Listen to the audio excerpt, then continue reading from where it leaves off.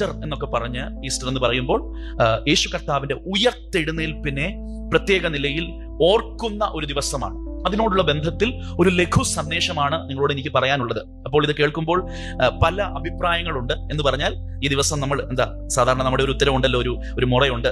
നമുക്ക് ഒരു ദിവസം മാത്രമല്ല, എല്ലാ ദിവസവും കർത്താവിന്റെ ഉയർപ്പ് നമ്മൾ തെറ്റില്ല, നല്ല കാര്യമാണ്. പക്ഷെ ഒന്ന് ഇരുത്തി ചിന്തിച്ചാൽ കർത്താവിന്റെ മരണവും ഉയർപ്പും എല്ലാ ദിവസവും ഒന്നും നമ്മൾ ഓർക്കുന്നില്ലെന്നാണ് പലരുടെയും നഗ്ന യാഥാർത്ഥ്യം. അതുകൊണ്ട് വർഷത്തിൽ ഒരു ദിവസം പ്രത്യേക നിലയിൽ ഓർക്കുന്നതിൽ തെറ്റില്ലെന്നാണ് എൻ്റെ ചിന്ത. ഇന്ന് ലോകത്തിൽ വിവിധ സമ്പ്രദായങ്ങളും ആചാരങ്ങളും മനുഷ്യനിർമ്മിതമായ പാരമ്പര്യങ്ങളുടെ ചട്ടക്കൂടിൽ നടക്കുന്ന പല കാര്യങ്ങളുണ്ട്. അതിനെ ബൈബിൾ പിന്താങ്ങുന്നില്ല. എന്നാൽ സംശയമുള്ള ആരെങ്കിലും ഉണ്ടെങ്കിൽ ഒരു കാര്യം നിങ്ങളുടെ ശ്രദ്ധയിൽ, നിങ്ങളുടെ അറിവിന് ഞാൻ പറയാം. 2-ാം നൂറ്റാണ്ട് മുതൽ, ആദിമസഭയുടെ ആ കാലഘട്ടം മുതൽ ഈ ദിവസങ്ങളെ പ്രത്യേകമായിട്ടും അതിനുവേണ്ടി പ്രത്യേക ഒരു കർത്താവിന്റെ മരണത്തെയും ഉയർത്തെഴുന്നേൽപ്പിനെയും ഓർക്കുന്ന ഒരു സീസണായി ഈ സമയത്തെ മാറ്റിവെച്ച പതിവ് ഇന്നലെ തുടങ്ങിയതല്ല, 100 വർഷം മുൻപ് തുടങ്ങിയതല്ല, 2-ാം നൂറ്റാണ്ട് മുതലേ ഉണ്ട്. ഇന്നത്തെ ആചാരങ്ങളും അനുഷ്ഠാനങ്ങളോ ഇന്ന് മനുഷ്യനിർമ്മിതമായി കാണുന്ന കാര്യങ്ങളൊന്നില്ല. ചിലർ നിങ്ങൾ വേണേൽ ഓൺലൈനിൽ അടിച്ചു കൊടുത്താൽ മതി. പാസ്കൽ കോൺട്രവേഴ്സി 2-ാം നൂറ്റാണ്ടിലെ വലിയ ഡിബേറ്റ് ആയിരുന്നു. നിസാൻ മാസം 14-ാം തീയതി എന്ന് പറഞ്ഞാൽ പെസഹായുടെ അന്ന് വേണോ കർത്താവിന്റെ മരണത്തെ ഓർക്കുക, അതോ ആ വെള്ളിയാഴ്ച വേണോ? അങ്ങനെ ഈസ്റ്റേൺ ചർച്ചും വെസ്റ്റേൺ ചർച്ചും ആ വിഷയത്തിൽ 2-ാം നൂറ്റാണ്ടിൽ തന്നെ ഡിബേറ്റ് ചെയ്യുമാർ അത്രയ്ക്ക് ഇമ്പോർട്ടന്റ് ആയിരുന്നു ഈ ദിവസങ്ങൾ അവർക്ക്. അതുകൊണ്ട് ഇത് പിന്നീട് കയറിക്കൂടിയ അന്യമത സങ്കല്പത്തിൽ നിന്ന് എടുത്ത ആശയമാണെന്നൊക്കെ ഇസ്താർ എന്നൊക്കെ പറഞ്ഞ് നമ്മുടെ കയ്യിൽ കുറെ വീഡിയോസ് ഒക്കെ വരുന്നുണ്ട്. അത് ഭോഷ്കാണ്, അത് കള്ളത്തരമാണ്. ഇസ്താറും പേഗൻ ആശയങ്ങളിൽ നിന്നൊന്നുമല്ല ഇത് വന്നത്. ഇത് ആദിമസഭ മുതലേ ഇതിന് നല്ല ഒരു ആത്മീയ അനുഭവവും ഈ വർഷത്തിന്റെ ഈ സീസൺ അതിനായി മാറ്റിവെക്കുന്ന ഒരു അനുഭവം ഉള്ളത് ഞാൻ ഓർപ്പിക്കുകയാണ്. അപ്പോൾ നമ്മൾ ഇന്ന് ഈ പ്രഭാതത്തിൽ എന്താണ് ചിന്തിക്കാൻ ആഗ്രഹിക്കുന്നത്? ക്രിസ്ത്യാനിറ്റിയുടെ കോർ മെസ്സേജ് ആണ് യേശു മരിച്ചു, യേശു അടക്കപ്പെട്ടു, 3-ാം നാൾ യേശു ഉയർത്തെഴുന്നേറ്റു. ഇത് മാറ്റിയാൽ പിന്നെ ക്രിസ്ത്യാനിറ്റി ഇല്ല.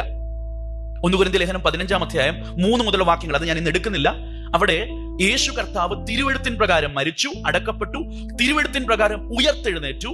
ശിഷ്യന്മാർക്ക് പ്രത്യക്ഷമായി, 12 പേർക്ക് മാത്രമല്ല 500-ൽ പരം സാക്ഷികൾക്ക് എന്ത് ചെയ്തു?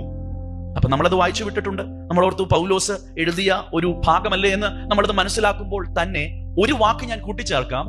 ബൈബിൾ പഠിക്കുന്ന 1-ാം നൂറ്റാണ്ടിലെ ചരിത്രം പഠിക്കുന്ന വേദപണ്ഡിതന്മാർ, ലാരി ഹുർട്ടാഡോ എന്നുപോലെയുള്ള ജെയിംസ് ഡി ജി ഡൺ എന്നുള്ള പണ്ഡിതന്മാർ പറയുന്നത് അത് പൗലോസ് അല്ല എഴുതിയെന്ന.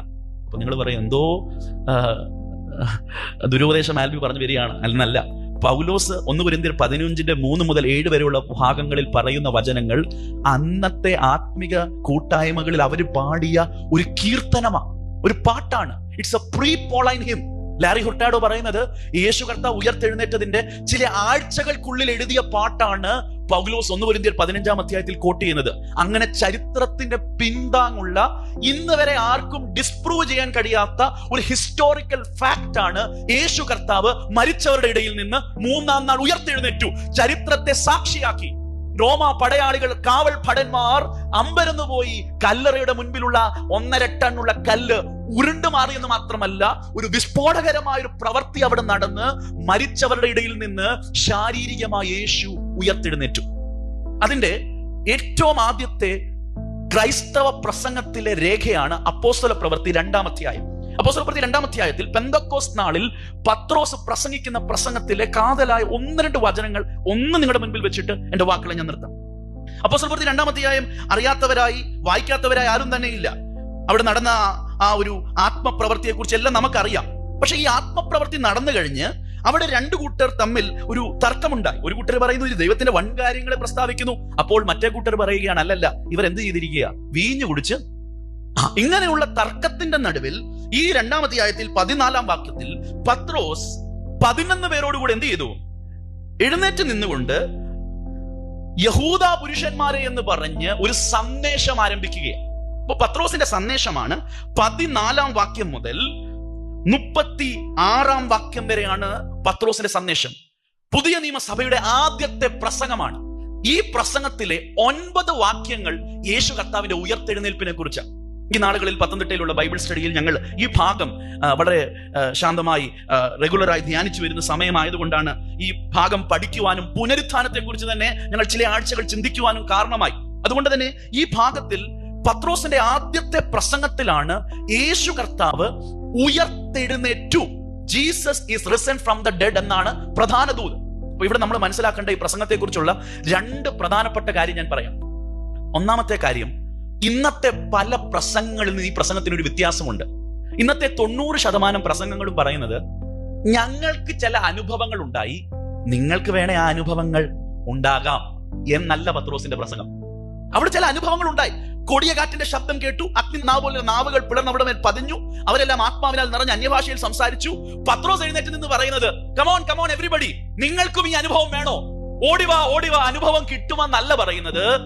ചരിത്രത്തിലെയും തിരുവെഴുത്തിലെയും ഫാക്ട്, യാഥാർത്ഥ്യങ്ങളെ അവരുടെ മുൻപിൽ വരച്ചു കാട്ടി ഇത് നടന്നത് തിരുവെഴുത്തിന്റെ നിവർത്തിയാണെന്നും അതിലെല്ലാം ഉപരിയായി ദൈവം നിയമിച്ച ഒരു പുരുഷനുണ്ട്, കർത്താവായ യേശു ക്രിസ്തു. അവിടുന്ന് ആരാണ്, എന്തിനു വന്നു, അവിടുന്ന് എങ്ങനെ മരിച്ചു, മരിച്ചവരുടെ ഇടയിൽ നിന്ന് യേശു ഉയർത്തെഴുന്നേറ്റു എന്നുള്ള ഫാക്റ്റ് ആണ് പറയുന്നത്. അല്ലാതെ ഞങ്ങൾക്കുണ്ടായ ഫീലിംഗ് നിങ്ങൾക്കും തരാമെന്നല്ല പത്രോസ് പറയുന്നത്. ഇന്നത്തെ പ്രസംഗം എന്താ, ഞങ്ങൾക്ക് കുറച്ച് ഫീലിംഗ് ഉണ്ട്, ഞങ്ങൾ അവിടെ പോയപ്പോൾ, ദുബായി പോയപ്പോൾ ഈ ഫീലിംഗ് ഉണ്ടായി, ചിലരൊക്കെ എങ്ങനെ പ്രതികരിച്ചു, നിങ്ങളും ഞങ്ങളുടെ പ്രസംഗം കേട്ട് കൈയടിച്ചാൽ നിങ്ങൾക്കും ഫീലിംഗ് ഉണ്ടാകുമെന്നല്ല പത്രോസ് പറയുന്നത്. ഇവിടെ ചില ഫാക്ട് ഉണ്ട്. ഈ ഫാക്ട് ഗ്രഹിച്ച് ഈ നസ്രയനിൽ വിശ്വാസം അർപ്പിച്ചാൽ നിങ്ങൾ രൂപാന്തരപ്പെടും. നിങ്ങൾ മാനസാന്തരപ്പെട്ട് നിങ്ങളുടെ പാപങ്ങളുടെ മോചനത്തിനായി നിങ്ങൾ ഓരോരുത്തരും യേശുവിന്റെ നാമത്തിൽ സ്നാനമേറ്റാൽ പരിശുദ്ധാത്മാവ് എന്ന ഫീലിംഗ് അല്ല, ഫാക്ട് ആണ്. യേശു മരിച്ചു, യേശു അടക്കപ്പെട്ടു, യേശു ഇന്നത്തെ പല പ്രസംഗങ്ങളിൽ ഫാക്ട് ഇല്ല, ഫീലിംഗ്.